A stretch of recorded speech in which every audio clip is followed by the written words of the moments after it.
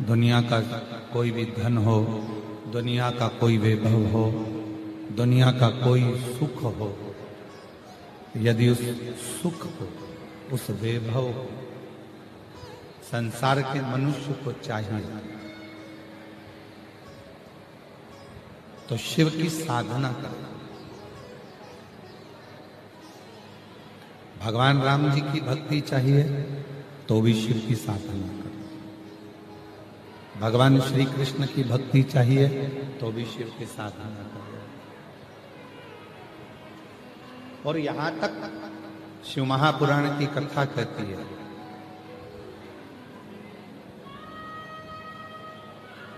ऐसा कोई सिंहासन नहीं है जिस सिंहासन पर आप नहीं पहुंच सकते, पर उस सिंहासन पर पहुंचने के लिए आपको शिव की साधना करना पड़ेगा, भगवान शंकर की भक्ति करना पड़ेगा। अपने मन में, अपने बुद्धि में, अपने चित्त में, अपने हृदय में एक नम्रता का, एक दया का भाव लाना पड़ेगा। जैसे जैसे कलयुग बढ़ता जा रहा है, जैसे कलिकाल बढ़ता जा रहा है, वैसे वैसे लोगों के भीतर से दया समाप्त होती चली जाती है।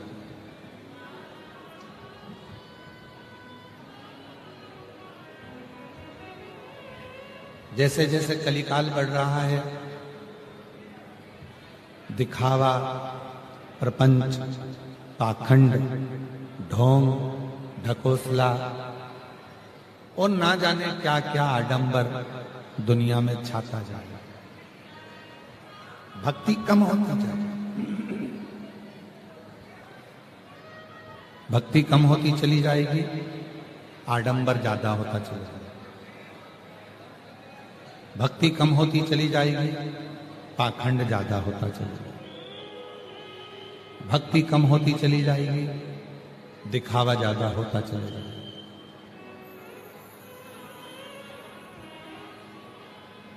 और आज हो क्या रहा है? जो ज्यादा दिखावा करता है वही श्रेष्ठ कहला रहा है। भक्ति लोग कर कहां रहे?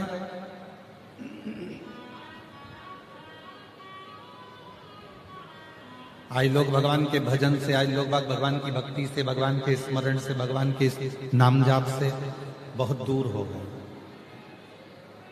और इस मामले में हम तो आप लोगों से कहते हैं, बड़े से बड़ा संत भी आज के समय में केवल दिखावा करने में लगा हुआ है। तुम जो श्रोता हैं, सुनने वाले हैं, गृहस्थ आश्रम में रहने वाले हैं, तुम उन संत से भी बड़े हो जो कम से कम समय निकालकर भगवान को एक लोटा जल तो चढ़ा रहे हैं।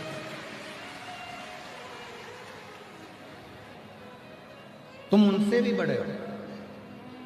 कम से कम समय निकालकर भगवान के मंदिर जा रहे हो, समय निकालकर भगवान के मंदिर में पहुंचकर एक लोटा जल चढ़ा रहे हो। जो जितना जितना दिखावा कर कर कर बहुत महान बनता चले जाता है, वो परमात्मा की भक्ति से बहुत दूर हो जाता है। उसके मुख से भगवान का नाम निकलता ही नहीं। वो मंदिर, देवालय, शिवालय जा ही नहीं सकता, क्योंकि उसको आडंबर से फुर्सत नहीं, उसको दिखावे से फुर्सत।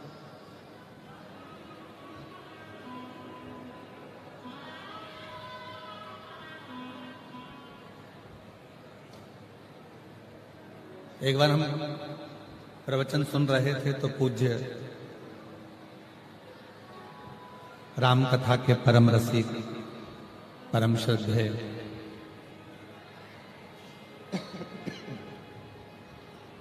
श्री मोरारी बापू जी ने एक बात कही थी।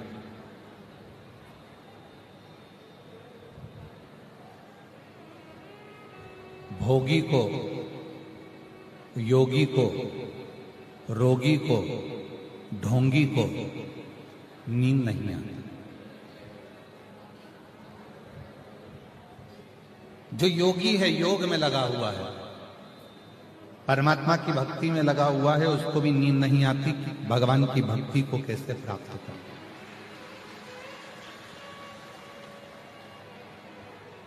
जो योग में लगा है।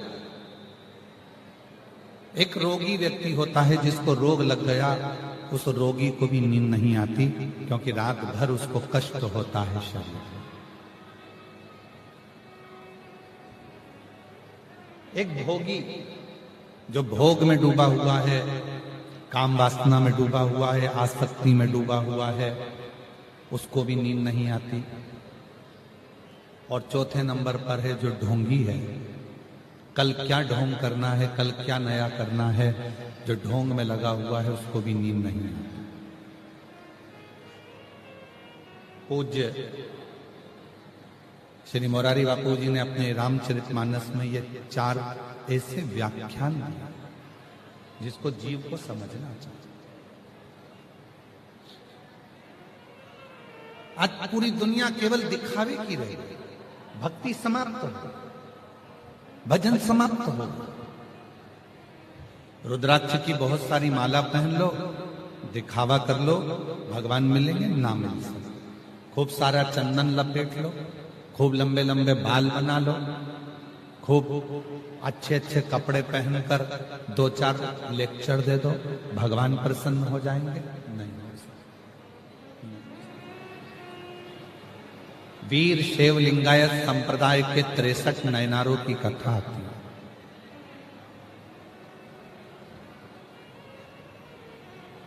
जब आप लोग फ्री रहें तब उन 63 नयनारों की कथा का स्मरण करें।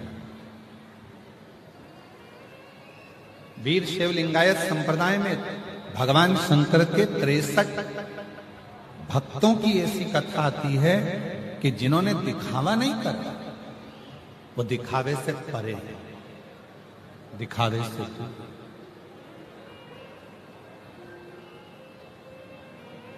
और हमको खुशी होती है जब कोई कथा कराने वाले व्यक्ति, कोई कथा कराने वाली समिति दिखावा ना करे तो कथा कहने में भी आनंद आता है और कथा श्रवण करने में भी आनंद। दिखावे से परे हो। और हमने इस समिति को देखा, श्री बहिराम देव सेवा समिति जो है, शिव महापुराण समिति आरणी यवतमाल की, कोई दिखावा, किसी तरह का कोई दिखावा यहां नहीं है।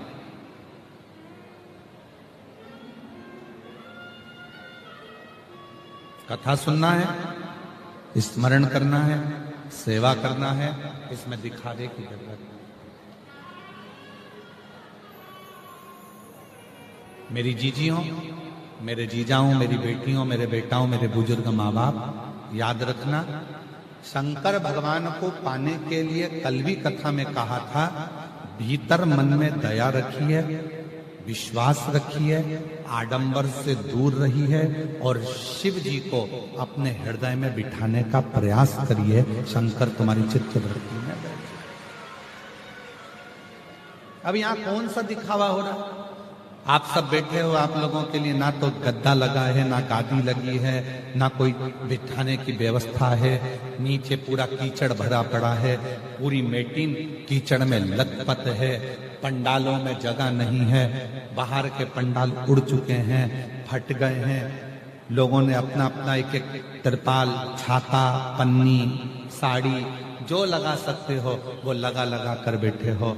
रोड तक शिव भक्त बैठे हुए हैं, पूरे ग्राउंड में कहीं जगह नहीं है और पूरा ग्राउंड कीचड़ से लथपथ है। पूरा सुबह 6 बजे फिर पानी आ गया था, 5-6 बजे फिर पानी गिरना चालू हो गया था, फिर कीचड़ हो गया।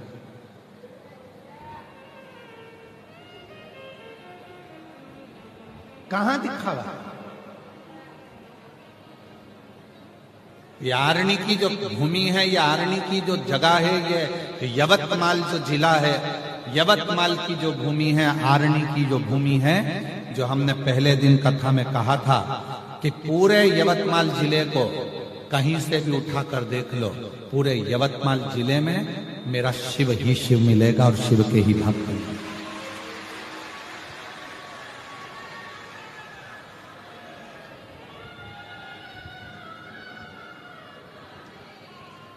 पूरे यवतमाल आरणी के पूरे जिले में, पूरे क्षेत्र में जाकर देख लिए, शिव ही शिव।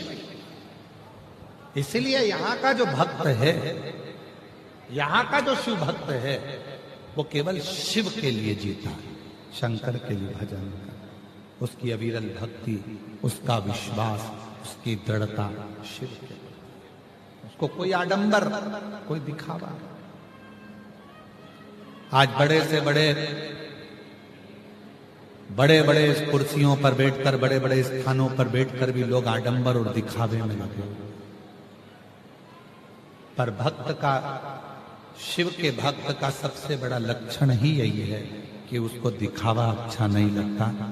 वो तो केवल शिव के भरोसे, भगवान शंकर के आश्रित होकर, अपना एक लोटा जल चढ़ाकर शिव पर विश्वास कर कर अपनी जिंदगी को जीता है और शिव पर ही आश्रित है। शिव पर।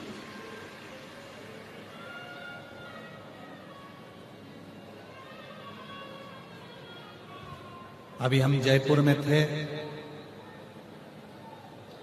2 दिन हम सबसे मिलते हैं, 5वां दिन छठा दिन, और मिलने का समय भी लगभग पक्का रहता है। शाम के 7 बजे मिलते हैं, 7:30 बजे उठ जाते हैं। पूरे 7 दिन में केवल 2 दिन मिलना होता है, चाहे वो कोई भी आए। शाम को 7 बजे से 7:30 बजे हम सबसे बस आधा घंटा। अब आधा घंटा में आप लोग कैसे मिलोगे, क्या बोलोगे? श्री शिवाय नमस्तुभ्यम बोलो, हाथ जोड़ो, प्रणाम करो, चलते हो। हम आप लोगों से ज्यादा बात भी नहीं करते।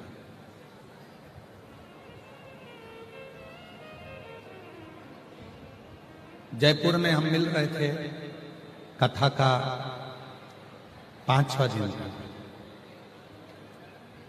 एक लड़का आया,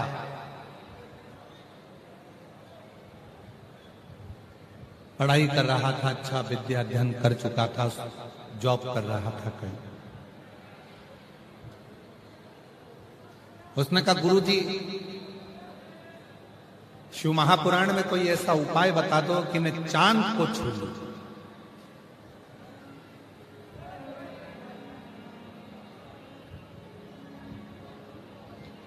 शिव महापुराण में कोई ऐसा उपाय बता दो कि मैं चांद को छू लूं। हमने उस लड़के से कहा, बहुत बड़ा उपाय है शिव महापुराण में चांद छूने का। पहले तुम एक प्रश्न का उत्तर दो, तुम्हारे घर के पास में 6 घर छोड़कर कौन रहता है, उसका नाम बता। ओ गुरुजी, कोई हमको उसका नाम याद होगा? घर के पीछे 3 घर छोड़कर कौन रहता है, उसका नाम बता। आज के व्यक्ति को पड़ोसी के ऊपर दया नहीं आती, पड़ोसी के ऊपर, पड़ोसी का दर्द महसूस नहीं करता और चांद छूने की बात करता है। चांद छूने, जिस दिन पास में रहने वाले पड़ोसी का भी दर्द तुम्हें अपना दर्द लगने लगे, और जिस दिन तुम्हें अपने रिश्तेदारों का भी दर्द अपना दर्द लगने लगे, और दूसरे के दुख को देखकर तुम्हारी आंख में आंसू आने लगे, तो समझ लेना कि तुमने चांद को छू लिया।